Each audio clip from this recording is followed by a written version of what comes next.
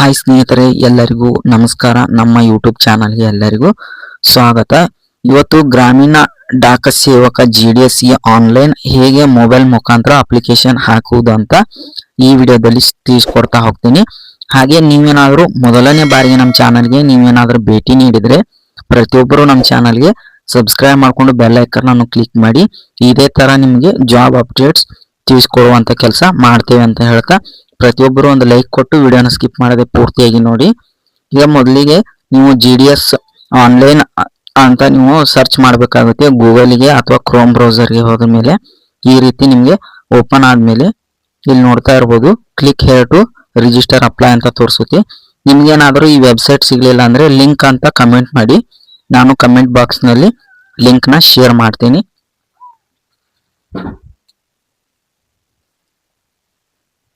ಇಲ್ಲಿ ನೀವು ನೋಡ್ತಾ ಇರಬಹುದು click here to register apply ಅಂತ ಇದೆ. ಇದ್ರ ಮೇಲೆ ಒಂದ್ಸಾರಿ ನೀವು ಕ್ಲಿಕ್ ಮಾಡ್ಕೊಂಡ್ರೆ ಈ ರೀತಿ ಶೋ ಆಗುತ್ತೆ ನೋಡಿ.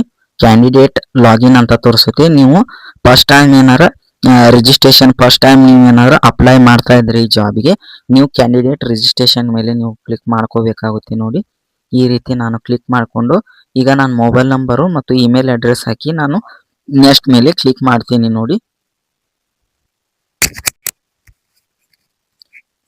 ಈ ರೀತಿ ನಿಮಗೆ ಬೇಸಿಕ್ ಡೀಟೇಲ್ಸ್ ಅಂತ ಶೋ ಆಗುತ್ತೆ.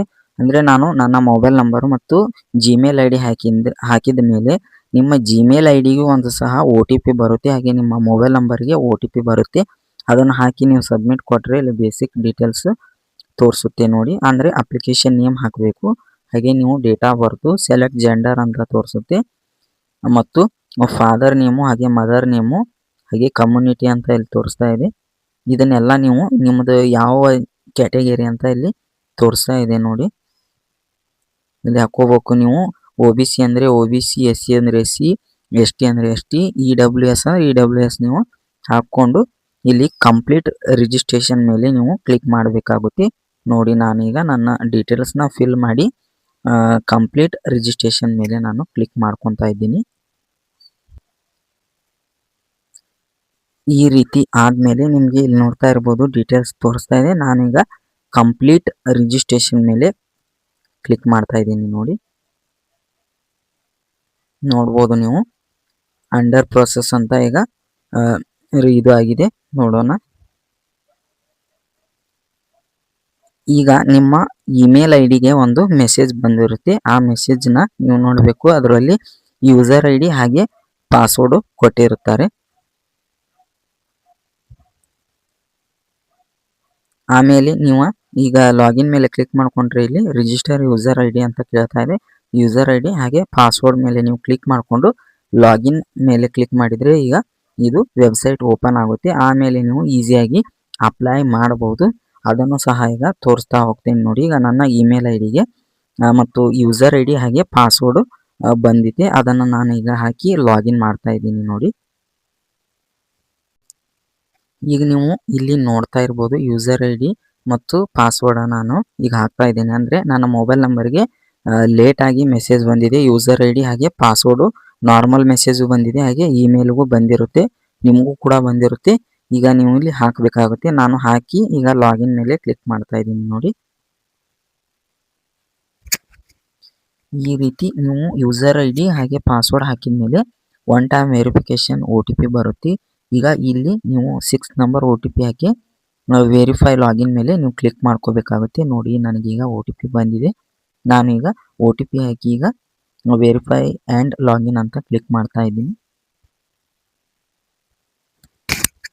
ನೋಡ್ತಾ ಇರ್ಬೋದು ಗ್ರಾಮೀಣ ಡಾಕ ಸೇವಕ GDS ಆನ್ಲೈನ್ ಅಂತ ಇಲ್ಲಿ ತೋರಿಸ್ತಾ ಇದೆ. ಈಗ ನೀವೇನ್ ಮಾಡ್ಬೇಕಂದ್ರೆ ಫಸ್ಟಿಗೆ ಇಲ್ಲಿ ನೋಡ್ಬೋದು ನೀವು ಅಪ್ಲೈ ಆನ್ಲೈನ್ GDS ಅಪ್ಲಿಕೇಶನ್ ಅಂತ ತೋರಿಸ್ತಾ ಇದೆ. ಇದ್ರ ಮೇಲೆ ನೀವು ಒಂದ್ಸಾರಿ ಕ್ಲಿಕ್ ಮಾಡಿಕೊಂಡು ಇಲ್ಲಿ ಈ ರೀತಿ ನೋಟಿಫಿಕೇಶನ್ ಮೇಲೆ ಕ್ಲಿಕ್ ಮಾಡಿಕೊಂಡ್ರೆ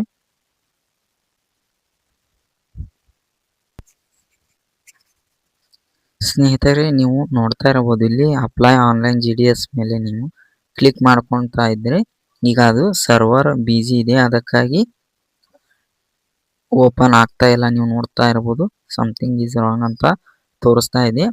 ಕೆಲವೊಮ್ಮೆ ನೀವು ಸರ್ವರ್ ಪ್ರಾಬ್ಲಮ್ ಸಾಲ್ವ್ ಆದಮೇಲೆ ನೀವು ಅಪ್ಲಿಕೇಶನ್ ಹಾಕ್ಬೋದು. ಈಗ ಸರ್ವರ್ ಪ್ರಾಬ್ಲಮ್ ಇದೆ, ಅದಕ್ಕಾಗಿ ಅಪ್ಲಿಕೇಶನ್ ಹಾಕಲು ಆಗ್ತಾ ಇಲ್ಲ. ಇಲ್ಲಿ ನೀವು ಕೆಳಗೆ ಇದೆಲ್ಲ ಸರ್ವರ್ ಸಾಲ್ವ್ ಆದಮೇಲೆ ಇಲ್ಲಿ 4 ಹಂತದಲ್ಲಿ ಡೀಟೇಲ್ಸ್ ತೋರಿಸುತ್ತೆ. ನೀವು ಆ ಡೀಟೇಲ್ಸ್ನ ಫಿಲ್ ಮಾಡಿ ಈಸಿಯಾಗಿ ನಿಮ್ಮ ಮೊಬೈಲ್ ಮುಖಾಂತರ ನೀವು GDS ಜಾಬಿಗೆ ಅಪ್ಲೈ ಮಾಡಬಹುದು. ಈಗ ಸರ್ವರ್ ಇಲ್ಲ, ಅದಕ್ಕಾಗಿ ನನಗೆ ಪದೇ ಪದೇ ಇದರ ಮೇಲೆ ಕ್ಲಿಕ್ ಮಾಡಿದರೆ ಅದೇ ರೀತಿ ಅಪ್ಲೈ ಆನ್ಲೈನ್ ಮೇಲೆ ಕ್ಲಿಕ್ ಮಾಡಿದರೆ ಅದೇ ರೀತಿ ತೋರಿಸ್ತಾ ಇದೆ. ಅದಕ್ಕಾಗಿ ನೀವು ಸಹ ಟ್ರೈ ಮಾಡಿ. ಈಗ ಸರ್ವರ್ ಪ್ರಾಬ್ಲಮ್ ಇದೆ, ಅದಕ್ಕಾಗಿ. ಇಲ್ಲಾಂದರೆ ನಿಮಗೆ ಪೂರ್ತಿಯಾಗಿ ನಾನು ತೋರಿಸ್ತಾ ಇದ್ದೆ. ಹಾಗೆ ಈ ವಿಡಿಯೋ ಇಷ್ಟ ಆಗಿದೆ ಅಂತ ಅಂದ್ಕೊಂಡಿದ್ದೀನಿ. ಹಾಗೆ ಈ ವಿಡಿಯೋ ನಿಮ್ಗೆ ಏನಾದರೂ ಉಪಯುಕ್ತವಾಗಿದೆ ಅಂತಲೂ ಸಹ ನಾವು ಅಂದ್ಕೊಂಡಿದ್ದೇವೆ. ವಿಡಿಯೋ ಇಷ್ಟ ಆದರೆ ಒಂದು ಲೈಕ್ ಮಾಡಿ. ಹಾಗೆ ವಿಡಿಯೋನ ನಿಮ್ಮ ಫ್ರೆಂಡ್ಸಿಗೆ ಕೂಡ ಶೇರ್ ಮಾಡಿ. ಇದೇ ತರಹದ ಜಾಬ್ ಅಪ್ಡೇಟ್ಸ್ ಬೇಕಾದರೆ ಪ್ರತಿಯೊಬ್ಬರು ನಮ್ಮ ಚಾನಲ್ಗೆ ಸಬ್ಸ್ಕ್ರೈಬ್ ಮಾಡ್ಕೊಳ್ಳಿ ಅಂತ ಹೇಳ್ತಾ ಈ ವಿಡಿಯೋನ ಎಲ್ಲಿಗೆ ಎಂಡ್ ಮಾಡ್ತಾ ಇದ್ದೀನಿ. ಎಲ್ಲರಿಗೂ ಧನ್ಯವಾದಗಳು.